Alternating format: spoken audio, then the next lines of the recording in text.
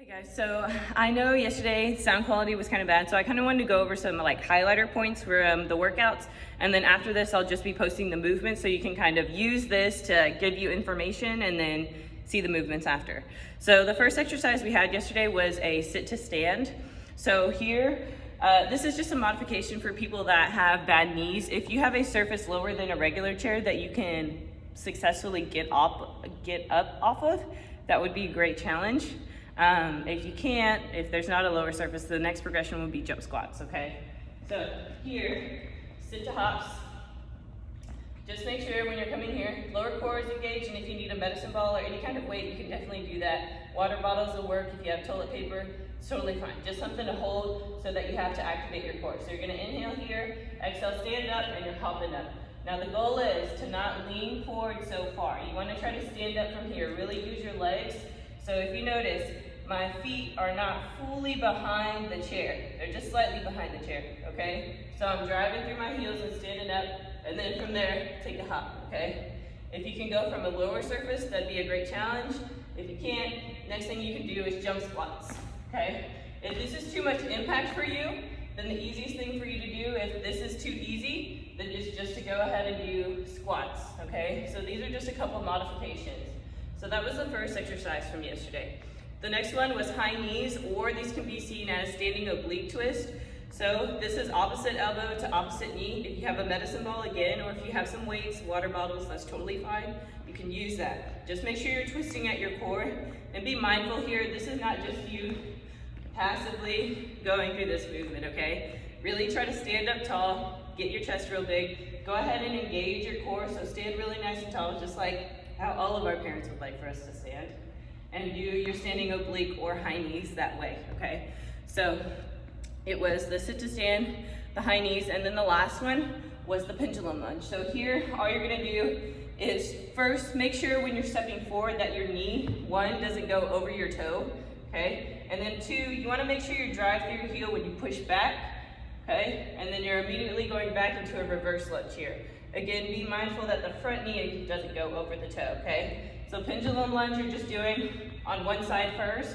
So 1, 2, all the way to 10, and then you're gonna switch and do the other side 10 times. So that was the first one. Again, if you want to use water bottles, especially for the pendulum lunge, just make sure you have active arms. So just like when you're running, you have the opposite arm and opposite leg together. So you wanna just keep moving it, just because one, it's gonna get your heart rate up, two, burn more calories, okay? So that was the first cycle of exercises. Second set of exercises, consisted of mountain climbers, twisted mountain climbers, and hip lifts. So I showed you modifications yesterday. You could do these on a chair. Just make sure if you're doing it on a chair that you're against a wall, okay? Just so that the chair doesn't move. And then there is a floor version too. So here, mountain climbers. The one thing I really want you to take from this is whenever you're in like a high plank position, push-up position, or even just doing, like I said, mountain climbers, you want to try and get your wrist and your shoulder in line with each other, okay? A lot of the times, this is the most common mistake, where arms are just really far forward and you're kind of in like a slight pike position. If you actually put your hands in line with your shoulders, you're actually able to hover easier, okay? Just because you're actually having a center of gravity rather than trying to figure out what's going on. Your body's trying to figure out how to balance itself from here. So go ahead and make sure wrists and shoulders are in line. And if you can, if you're still kind of, usually if you put your wrists and shoulders, your body will just go right in line. That's the easiest thing to do, okay? So one thing I wanted you to be mindful of is your hips too. You don't want your butt up in the air, and you also don't want your hips sagging, okay? If you're someone that has your hips sag, or if you're doing movements and you're like, man, my lower back hurts, that really should not be happening. When your lower back hurts in a position like this, it's because your lower core is not engaged. So your lower core is not supporting you anymore. So the easiest thing to do is kind of pretend like somebody's about to come poke your belly. You know, when you poke your belly, you're like, naturally tighten up, okay? So that's the concept, if that kind of makes you get your lower core tight. Another concept too, if you're coming to notice, if you have a mirror or something and you kind of look at yourself and you just have this really large dip in your spine, it's usually, that is an indication that you have a pelvic tilt. So what that means is your pelvis is just tilted forward. What you need to do from here is try to cup your booty in, okay? If you can cup your booty in, you'll feel your lower core engage a little more, okay? So try that too. So the one cue is somebody's poking your belly, so you tighten up, or try to tuck in your butt and really try to tell your pelvis to get pushed up and try to tighten that lower core, okay? So this is really important for any ab exercise. If you're feeling that in your lower back or any movement at all, it's because that lower core is not supporting your lumbar spine, okay? So just be mindful of that. So here, this is mountain climbers. You can do, like I said, mountain climbers here on the floor. You can also do your twisted mountain climbers here. Just make sure you're doing opposite elbow to opposite knee. If you can't do it on the floor, of course, like I said, just make sure this is against the wall. Same thing here, wrist and shoulders in line with each other for the mountain climbers. And then the twisted mountain climber, same thing, just opposite elbow to opposite knee, okay? So the last one on that one was hip lifts. So what I was trying to go over yesterday is, again, if you have that tilt, or if you feel like you have a lot of stress on your lumbar spine, try to tuck in your booty, okay? If you're somebody that just has a naturally large booty and you just can't get out of the way, it happens, okay? Even when you lay down, your back is still not flat and you still feel that curvature in your back, go ahead and fold up a yoga mat, okay? This is a way to help you, okay?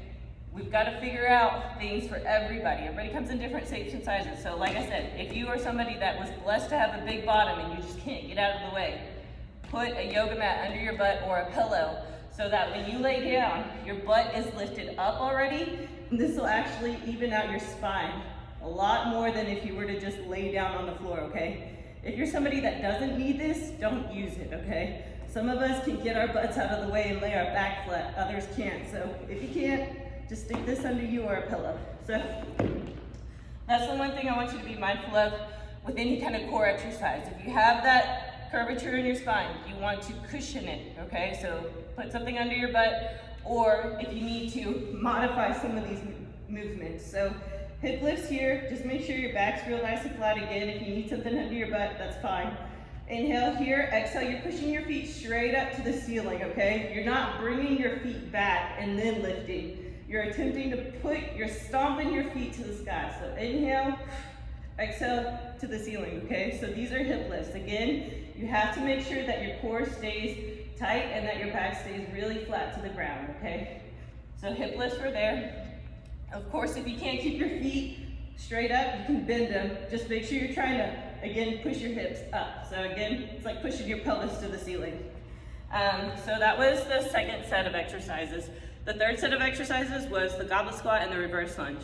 So the one key pointer, especially with the goblet squat, a lot of times you'll go into the gym, don't get me wrong, some girls look good, but you see like their booty's sticking out a lot. Really, that is not good. One, just because it looks great. I'm not lying to you. Your butt looks awesome. But we gotta think about long-term wise. I'm not thinking about what you look like now. We gotta think about saving your back. So if you're somebody that likes to do that and you're just like poking out your booty, be mindful that you're not using your lower core, which is why I'm telling you it's not right, okay? Make sure your lower core is engaged. So here, you wanna inhale. So again, from my pelvis. So if I'm standing like this naturally, and then I push my pelvis forward, I'm just tucking in my lower core. So I'm gonna inhale here. Feet are gonna be wider than shoulder width apart. Toes are gonna be out wide.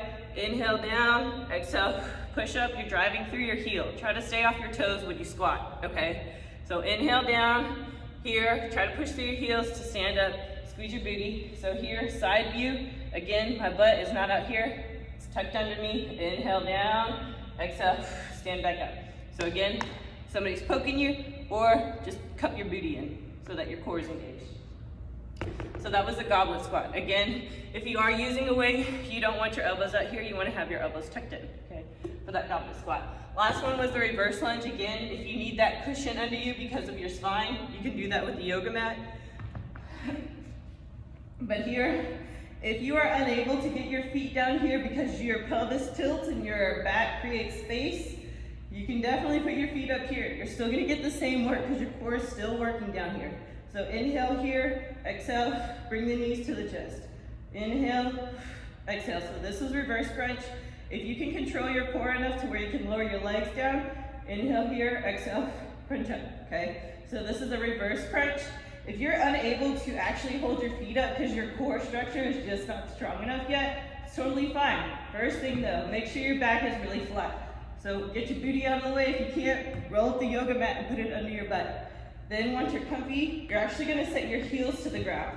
And because your back is flat, you can still do the reverse crunch from the ground to your chest. So you're gonna inhale here, exhale, knees to the chest, bring them down slowly, control them down to the floor, okay? Still working that lower core here. So this is just a modification for a reverse crunch. Inhale here, exhale, knees to the chest, okay? So, like I said, these were just some pointers that I wanted you to take from yesterday's workout. After this, I'll just be posting the movements in a row so that you can just see the movements and me just going through them. But like I said, I just wanted to give you some information so that you know why we're doing things the way we do. So I will see you guys in a little bit. I'll be posting something new shortly, so just kind of stick around.